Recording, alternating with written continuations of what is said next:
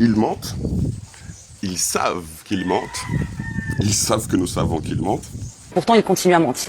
Parce qu'il y a encore des gens prêts à croire aux mensonges, surtout aux Antilles. Lorsqu'on parle d'histoire de l'esclavage, il n'y a plus personne capable de sens critique. Pourtant, écoutez ça.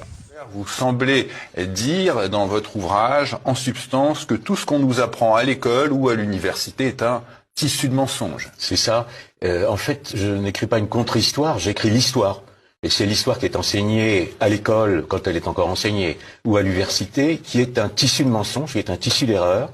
Redis ça encore. L'éducation nationale ne vous apprend pas à penser. Alors il y a certains professeurs qui sont vraiment des gens très très bien justement, qui essaient de former des élèves, mais très souvent l'éducation nationale les fait rentrer dans les rangs, leur dit vous faites des cours magistraux qui ne sont pas dans les livres, vous êtes là pour faire les cours qu'il y a dans les livres. Ce qui complique l'affaire, c'est cette masse d'intellectuels, de gens diplômés qui influencent la masse ignorante. Ce sont les plus aliénés, les plus soumis aux mensonges de l'État colonial.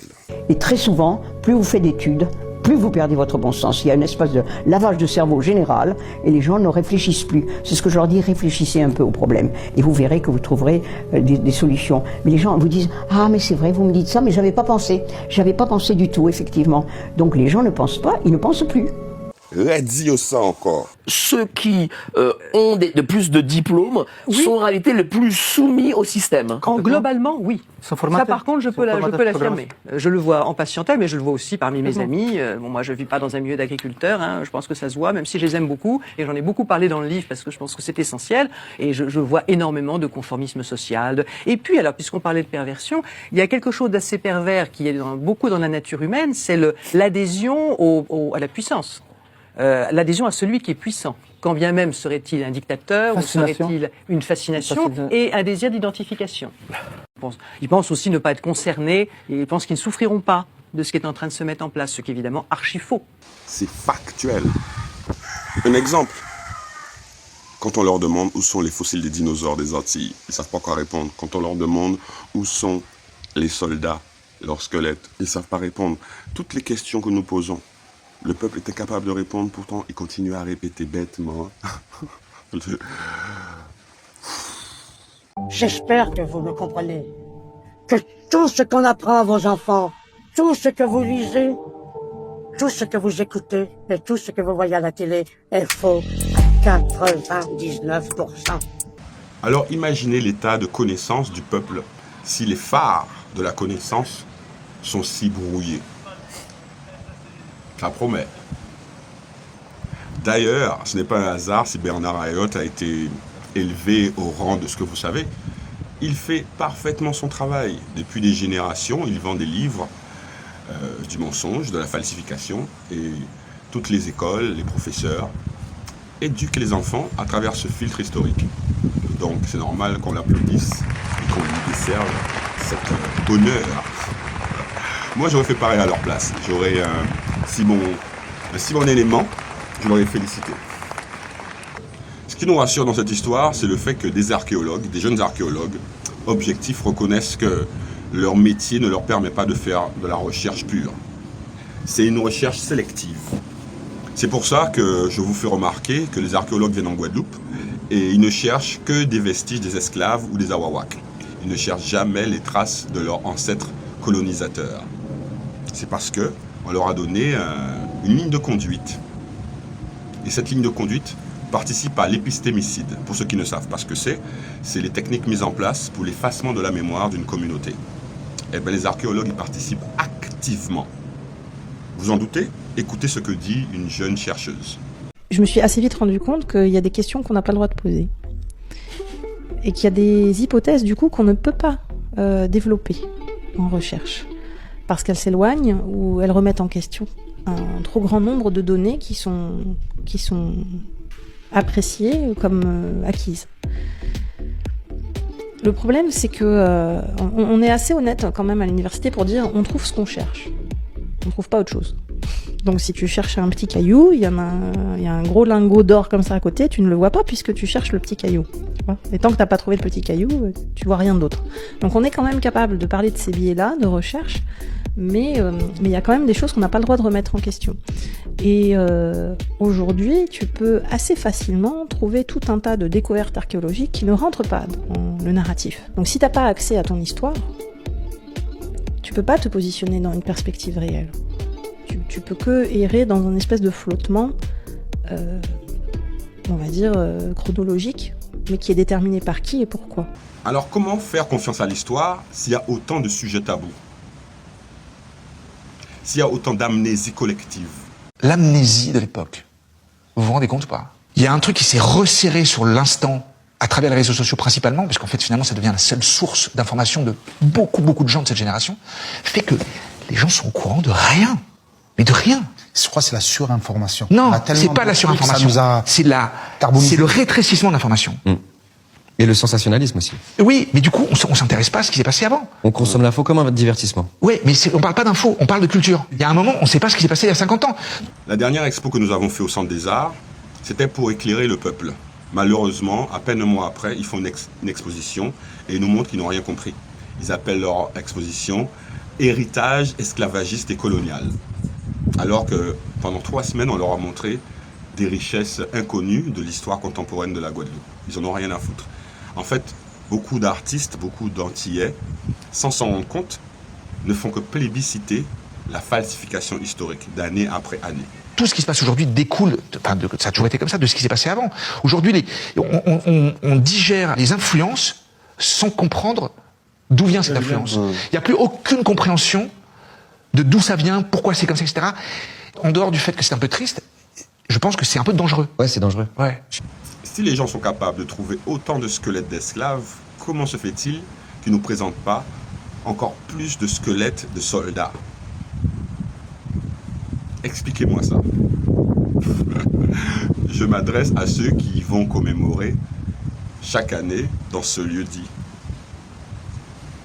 Lamoubayo. J'aimerais bien échanger avec Jean-Luc Romana, anthropologue. Parce que cet homme-là, lorsque on lui a demandé en avril 2024, est-ce qu'il pouvait nous aider à trouver une salle d'exposition pour présenter les images d'archives, vous savez quelle réponse qu'il m'a donnée?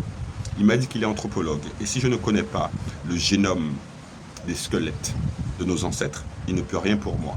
J'ai dit au monsieur, mais monsieur, je ne suis pas anthropologue, je suis qu'un chercheur, et c'est sur l'architecture que je me base. Il m'a répété sa phrase. Si vous ne connaissez pas le génome de nos ancêtres, je ne peux rien faire pour vous. Et Boukabonou Doaï. Voilà, Jean-Luc Romana. Enfin, sans avoir de confirmation scientifique ou quoi que ce soit, mais les gens avaient attribué ce cimetière à un cimetière d'esclaves. Les gens savaient, oui. Ouais. Mais globalement, la question c'est qu'en Guadeloupe, on ne savait pas qu'il y avait un cimetière d'esclaves ici. Alors, quelques personnes peut-être le savaient, mais... Vous voyez comment ils se contredisent? Il faut vous mettre d'accord. Un archéologue dit qu'il savait, et l'anthropologue, M. Romana, dit qu'on ne savait pas. Qui croira?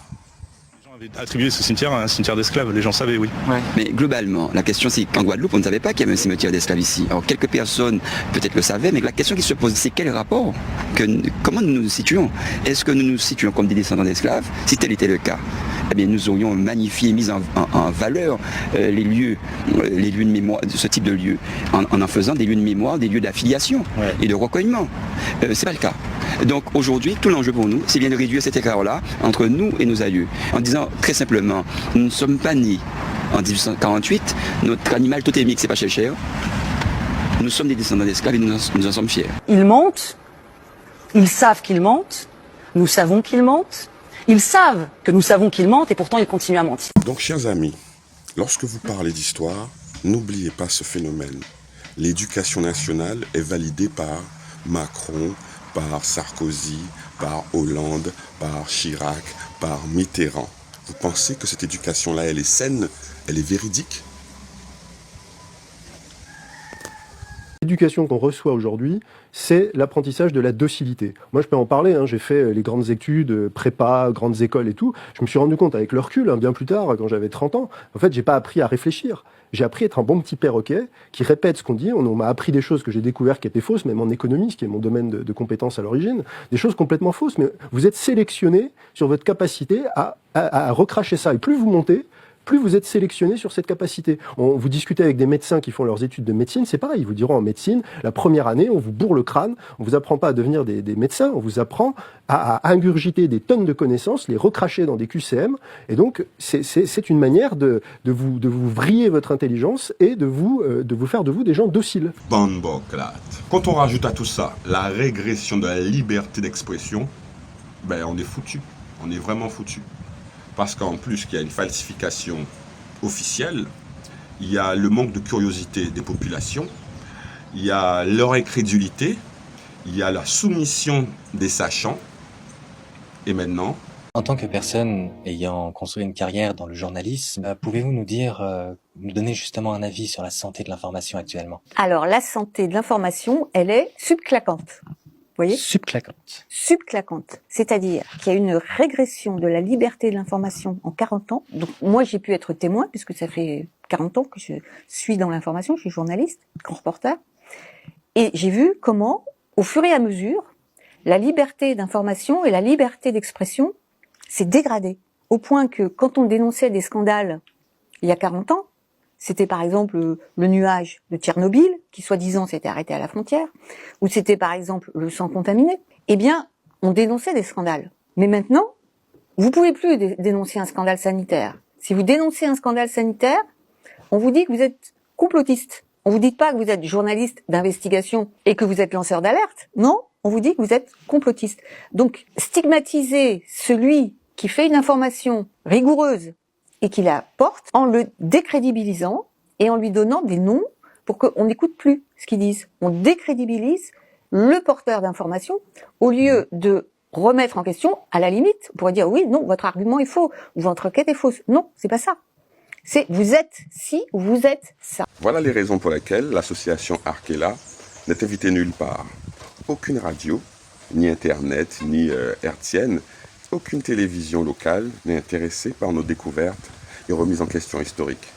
Et que ça soit officiel ou underground, c'est pareil, puisque tous les milieux sont infiltrés. Donc nous savons.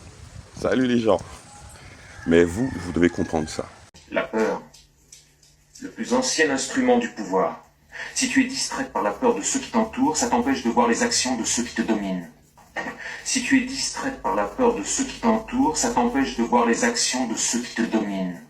Et les gens n'ont plus le temps de lire, n'ont plus le temps d'écouter autre chose que ce qu'on leur sert à la télévision, à domicile, et ils avalent tout ça, et puis après ils le répètent. Et quand vous leur demandez des preuves, ils vous disent « Ah ben je sais pas, mais on l'a vu à la télévision ». C'est pas parole d'évangile, la télévision, non d'une pipe. Je vous ai montré le mensonge de ce monde, un mensonge où la vérité n'a pas droit de citer cas. La vérité fait grincer des dents, elle fait mal et provoque des réactions violentes de la part de ceux qui ne sont pas prêts à l'entendre. Il est utopique de vouloir changer le monde en restant campé sur des croyances fondées sur des mensonges. La vérité, c'est que nous avons été créés pour être les esclaves du système. On ne recherche plus la compétence, elle n'est pas du tout recherchée, on recherche le réseau et puis le renvoi d'ascenseur. Ça ne fonctionne que comme ça. Donc les plus pervers vont être les plus, encore une fois, les plus reconnus dans un tel système. Celui qui sait le mieux manipuler, celui qui sait le mieux mentir, celui qui sait le mieux trafiquer les chiffres, trafiquer les résultats, etc., c'est celui qui réussira le mieux, pas celui qui est le plus compétent. C'est l'école de la soumission, c'est l'école de l'absence d'esprit critique, etc. Donc c'est l'école aussi de l'esprit grégaire. Et celui qui va le mieux comprendre, comment dire, toute la perversité du système, c'est celui qui va le mieux réussir. Ils mentent, ils savent qu'ils mentent, ils savent que nous savons qu'ils mentent.